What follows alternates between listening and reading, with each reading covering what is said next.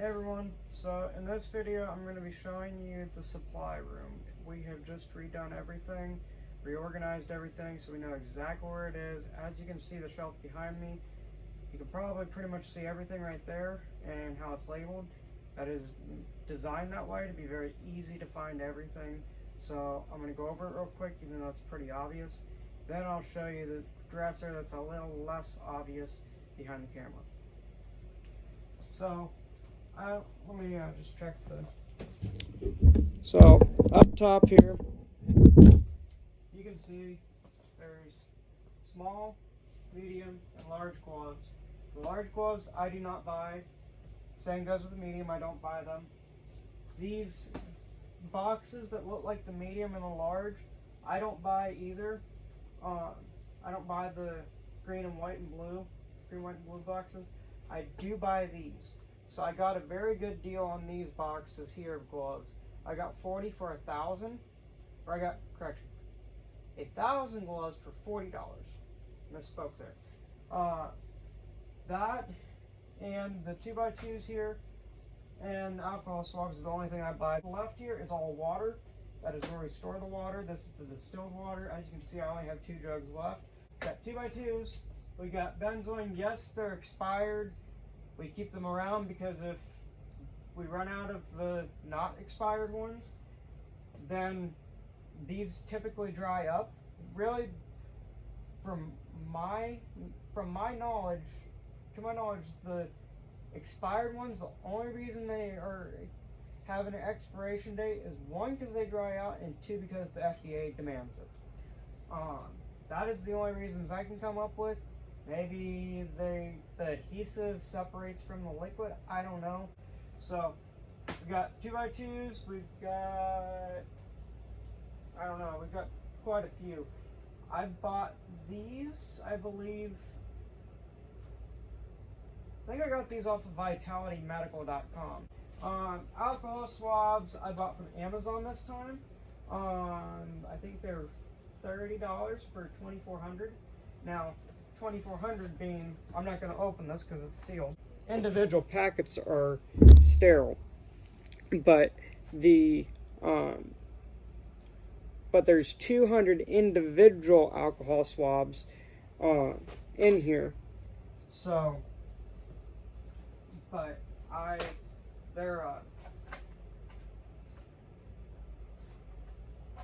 think they're 2x2 or 1x1 squares. I forget exactly. So I got that off of Amazon. If I would have gotten them from Vitality, I would have paid about half to 3/4 less than I did with Amazon, and I would have gotten 4,000. So next time we are running low on these, I'm getting them from Vitality. So then let me point the camera down so you guys can see the rest. I know it's a mess down on the bottom shelf. We'll discuss that in a minute. So all this right here, as you can see, is tubes. They should say feed tubes or feeding tubes. They just don't. So I will show you what it looks like in one of these kits real quick, because this one's already open. We've already opened this one, and I just keep it because it has extra supplies in it that we may or may not need. So, but this is what the button kit looks like. There's usually a 35 ml syringe, what's in here? This is usually where the button is, the extra tube, some lubricant, which they didn't used to supply, but they do now, which I'm thankful for. So yeah, a tube, 2 tubes, a syringe, and yeah, 2 tubes, 2 syringes, a 35, and I think the 6 ml goes right here. I don't remember. I'll have to look at the other kit if it's open. Again, I don't open them unless they need opened. Now this is for bolusing. We don't use that one, as you can see right here. We don't bolus with my tubes. My intestines, excuse me, my intestines cannot and will not handle that. So, and as you can see here on the front, that's what the button looks like. It doesn't look much different in person.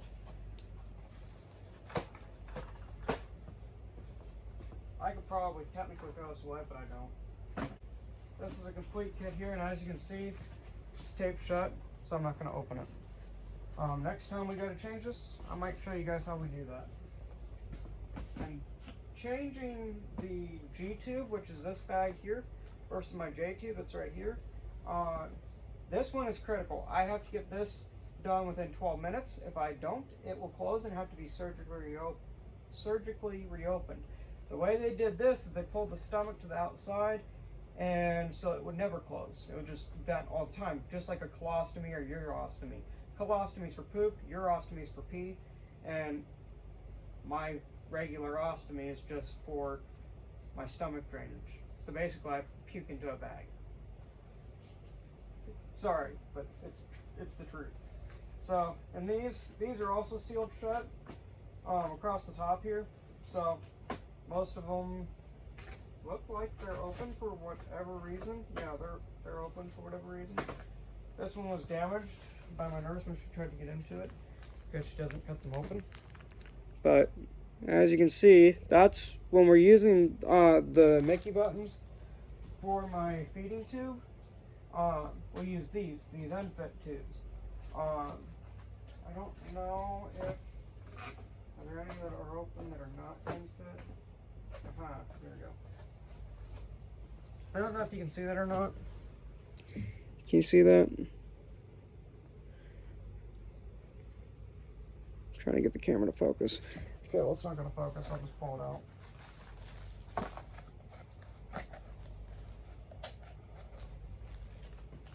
So as you can see here, they look a little bit different.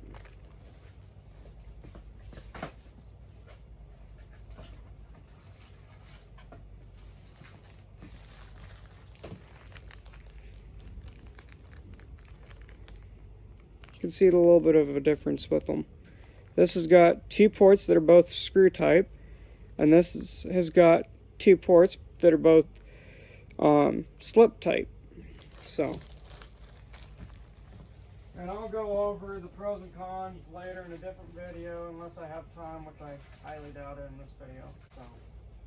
So, yeah, we got all those right there. We just keep those there. I'll leave that one out in case we need it. Extra tape needs to be put in the dresser behind us, behind the camera. This here, all these ostomy supplies are overflow. So I don't know if you guys can see it or not. Let me try it here. You can't. Let me take you over there. So if you guys look right there, shine a light on it real quick. All those, let me turn my brightness down on my flashlight. That is ostomy wafers, ostomy bags, and on the very bottom is ostomy Convatec discs. And I'll show you those, not by getting into those crates right now, because that'd be a major pain in the butt. But, let me take you back over here.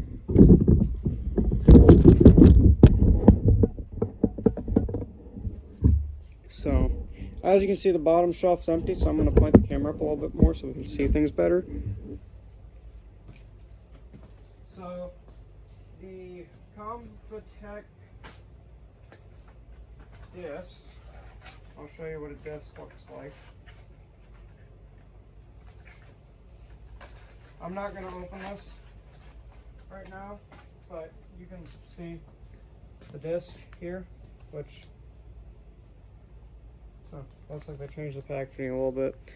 This is a Convatec disc. You can see there's a hollow hole there in the center. I didn't think you could actually see that, but you can. This goes on before the wafers, and then the bag goes on last. So it's first the Convatec disc, the wafer, then the tube, then the bag. So 4 things go on. The tube is the only thing that we take in and out. So I don't know if that's technically reusing or not, but it's not like I'm using it from a different patient. It's not like I'm even changing it from here to here, which we do that very rarely when we're on 1 or 2 tubes. Wafers here, they're in this type of packaging. You can kind of see, oops, sorry, hold it above the camera. You can kind of see how they look. Kind of, not a whole lot. But that's what we keep there. Again, this is just overflow. Once those boxes get near empty, then we'll refill them. But right now we are trying to get rid of the excess over there before we refill them, because they are all very expired. Now, as far as I know, the discs don't matter if they're expired. The hospital cares, because the hospital has to throw them away. This is an ostomy bag. It is not kept in packaging, so you can see that. It's just the urostomy type port. We used to have the colostomy bags. Thankfully, we do not anymore. The colostomy type bags have a clip that goes across the bottom.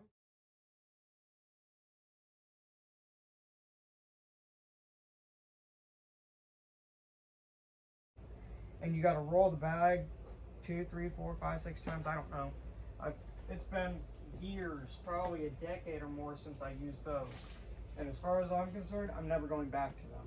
Those open up and get your clothes nasty with stomach stuff, or in the case of someone having a colostomy, it would destroy their clothes and they would have to go change them. So these are new discs. I'm not sure why we got them. I don't know if they were sent to us by mistake or if my mom ordered a different type to try.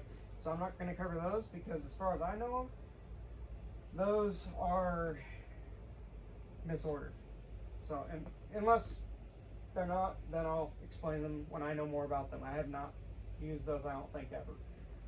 Then these, I just found a ton of these. These are the slip tip syringes. As you can see, it's a smooth tip. But that's the back of it. If you guys want to take a picture of that. These are BD, Bravo Delta. I don't know what the exact name is behind BD, but anyways. Just a knife for opening boxes, just a little plastic one. And that's it for these shelves. Now, when we stock up on water, we may fill the bottom shelves, I'm not sure. So in the top drawer here, we have Hypofix. Let me see if, oh, I already have one out. So this Hypofix stuff here, you can see it's kind of like a cloth. And that's what's on the, so use this for example. That's what's on the outside of the wafer. So, this will feel exactly the same as the stuff on the outside of the wafer. But yeah, that's basically all that's on the wafer. And this just, we put this on as extra if my dressing's not sticking that day. So like, if I'm going to be bike riding or I'm going to be working and getting sweaty or something, anytime I get sweaty, we put this on. Now, if we are going swimming, I don't know where we have it. I don't know if we have it. But I do know that we have this stuff called, Luca P tape. That stuff is waterproof tape, and it, it's in the drawers over here, I don't know. No, it's not. Luca P tape is just the stuff so I can go swimming. I can swim with my ostomy bag. I have to use special waterproof tape to do so. But here's all of our silk tape. That is just what we use for, I mean, as Prep Medic on YouTube that I watch, as he stated before, medical tape, which is in this case silk tape that I have, has millions of uses. This is a central line kit. I will show you this one because this one, for whatever reason, is already open. So it just has your mask, your sterile gloves, and we have other sterile gloves. Then the sterile field, and obviously if I was doing mine or someone else's central line, you don't typically do your own. But then you got gauze, you got this thing which I'm not sure what that's for. We've never used it before, my central line. And we've also got ChloroPrep, which is this stuff here. You squeeze these together, and then that allows you to, it allows this to get wet, and then you would scrub and get bigger in a circle until you're done. Obviously, we're not going to use that. One, because I just touched it to myself, and two, because this is open. This kit is sterile, as you can see there. I don't know if you can see that or not, but this is sterile when it is closed. If it's open like this, you do not use it, because then the sterility of it is compromised. Extra gloves, like I said, extra sterile gloves, and multiple of these kits.